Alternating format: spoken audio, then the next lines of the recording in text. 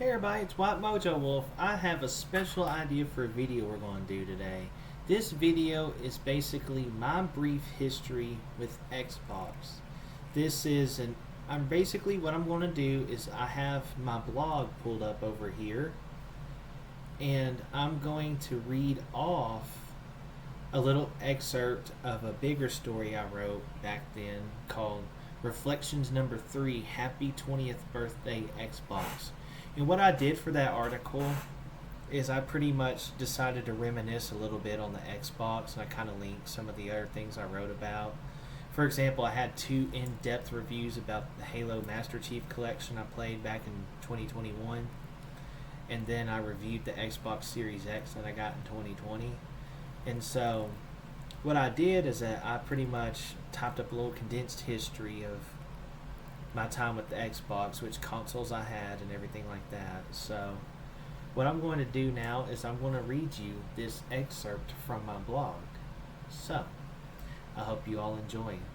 Without further ado, let's get into the action, as it says. First of all, I'm going to give a condensed version of my history with the Xbox.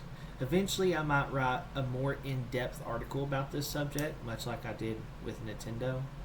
Here's a little aside. I think I'm going to read off my history of Nintendo for you guys within the next week or so, just depending on how this one does. Back to the story. I don't have that kind of free time at the moment, so we'll just keep the topic here as well as abbreviated. I did not get my first Xbox console until 2011. It was one of those slimmer Xbox 360s that my friend was trying to sell for about $100. It came with a copy of Halo Reach, Elder Scrolls 4 Oblivion, the rated T version, which is rare, a headset, 2 controllers, and maybe 2 or more lesser known games that I probably traded. To be honest, I was more interested in the copy of Oblivion since the game was eventually rated mature, and I wanted one of those early copies since PS3 was my first experience with Bethesda, and I went deep in those Bethesda games. I hope y'all can tell I'm kind of ad-libbing this a little bit. So, anyway, my friend Daniel got me set up with the Microsoft account, and he added some of our common friends to my friends list and mentioned to them who I was during school. So for many weekends, I would play Halo Reach's multiplayer with our friends, and we all pretty much got a little tighter bond. I felt like an idiot for getting a PS3 and not being with my friends on the online games. But at the time, we would all play together in World of Warcraft, so I would play with them on there, but the PS3 was kind of my time, so maybe it wasn't an idiotic decision after all. Also at the time, I played one mission of Reach's campaign and realized this just wasn't my thing, so I just kept them playing the multiplayer. I knew from that point I was hooked on the Xbox though.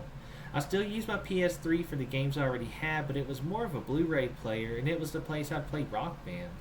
The next summer, the Xbox died, and the 360s were notorious for this, by the way, and it would not run the latest college football game I bought just a week before.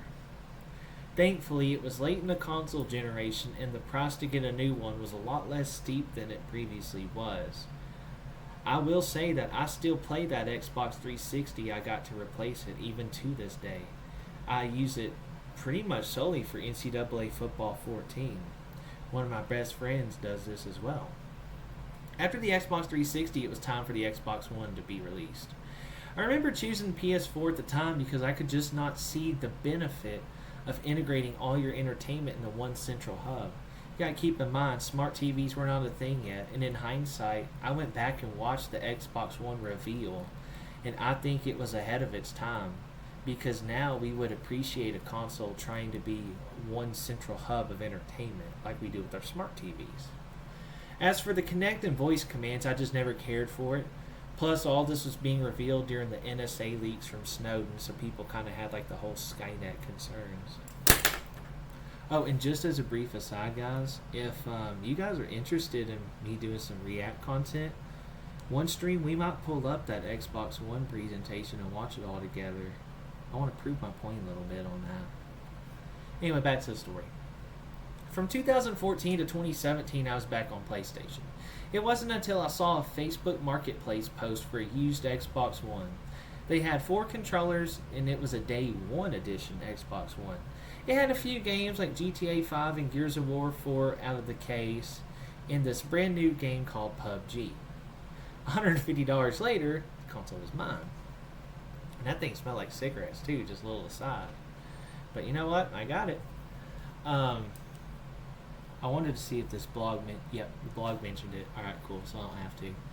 I wanted to try some of the Microsoft games on it since I always saw them on sale. Keep in mind this generation was when Xbox was down relative to the other game and console generations. You know, they were real high on the 360 and they just kind of went down for the Xbox One. Anyway, the games performed great and I just loved the controller. That's when I decided to download a free game called Fortnite, and that's when I got sucked right back into that Xbox fold. Similar to the last time I got an Xbox, this time I got a community of my coworkers added and we would play Fortnite and PUBG. We would have our not safe for work office chatter and just have a great time overall. Around this time, Xbox released the Xbox One X. The summer of 2018, my coworker brought his Xbox One X console to work since he was going on vacation after his shift was over. During lunch, he offered to let me try it since it had, better hardware than the original one. And man, I was impressed. Shortly after, I went and bought one for myself. I sold the other Xbox to my brother-in-law, then I think he sold it at the yard sale. I mean, whatever. So, I played the Xbox One X until the launch of the newest console, the Xbox Series X. I think Xbox could really get better at these naming conventions, don't y'all? Anyway, to this day, I have the Xbox Series S. And then the previous summer, I sold my Xbox One X since the semiconductor shortage made used consoles a hot ticket item, and they still are.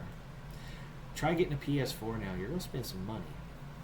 So I used the money from my Xbox One X to buy Xbox Series S, the digital-only variation of the new console. With this point being mentioned, I'm going to transition to where Xbox is right now. I would say that they have rebuilt and restructured themselves to a strong position going forward. One of the main driving forces is the emergence of Game Pass as a service. Should I kind of read that? Yeah, we're 7 minutes in. Let's read this part. Okay. So with Game Pass, Xbox has taken the Netflix-inspired route in terms of game access. For $10 a month, you can have access to all of the games Xbox themselves have made, anytime and any console you wish. I used this service to play the Master Chief Collection this summer, 2021. They also have a healthy partnership with EA that expands their catalog even further with the EA Play games. As long as you have Game Pass, you can download these games to your console and play them at your own leisure. The only issue that arises is when third-party games only have a limited amount of time on the platform. For example, let's talk November. The two major releases are Forza Horizon 5 and Grand Theft Auto San Andreas Remastered. This was on Game Pass, by the way. Which should you try first? Well, you would want to go try the Grand Theft Auto route because it'll only be on there for X amount of time, and I think it was on Game Pass for a good 6 months because it's not on there now. Xbox will let you know, much like HBO Max does, when games will be removed from the service so you can kind of like hustle that last week or two. As for Forza, it's made by Microsoft, so it'll always be there for you to play, so you can kind of prioritize which games you need to tackle first in that regard. The Xbox game studio games are real good to play when the content's kind of dry from the third-party platforms, but I haven't really seen a game be on Game Pass for like less than like 3 months, just as an aside. That being said, the other major factor driving Xbox's recent success is their organic growth of studios under their umbrella called Xbox Game Studios. Over the past few years, Xbox has been doing some networking with game studios that have been great partners with Xbox. Xbox takes studios like Obsidian and offers the option for them to buy Obsidian so that Obsidian can enjoy the added benefits of being a part of a major corporation like Microsoft. That way, companies like Obsidian, gosh, how many times have I said that now, can grow their own teams and make bigger games. For now, it seems like Xbox acts autonomous with their studios. They let them make what they want, kind of when they want. We learned that with Starfield this year. So many platforms are taking this acquisition approach in order to give people a reason to use their service over others. For example, I don't have Paramount Plus, but since the future Halo TV show will debut over there next year, I'll end up buying a brief subscription in order to check out the show. And I did not like the show. Anyway, Xbox made one of the biggest acquisitions in gaming industry with Bethesda in 2020. Gosh, this article's dated because they bought Activision Blizzard since then for a lot more money than that. And then Sony bought Bungie as well. Anyway, Bethesda's RPG juggernaut with Fallout, Elder Scrolls, and soon-to-be Starfield. Xbox has a tendency to use these acquisitions to fill in major gaps in their catalog. For the longest time, I always thought Xbox was lacking with role-playing games, and this is no longer the case. I agree with that still. Xbox acquiring more studios to make exclusive, high-quality experiences for gamers on their Game Pass services, setting them up for a bright future. But I really do wonder how they're going to handle Activision Blizzard. Granted, I wrote this, I think, in like November of 2021, I'm sorry. I'm not a time traveler. I meant to say 2021. So, let's see. We might as well just finish the article. It kind of goes hand in hand, right? So what's their future exactly? The gaming industry got thrown a major curveball with the coronavirus pandemic of 2020 and is still ongoing. This was the year that Xbox wanted to start off with a bang by launching Halo Infinite in their new consoles. Both of these launches got stymied in a sense. For Halo, the gameplay demonstration in August of 2020, I did not proofread, much like I don't edit here. Gameplay demonstration in August of 2020 received poor reception across the board. Xbox decided to delay it until December of 2021. Good choice, I think.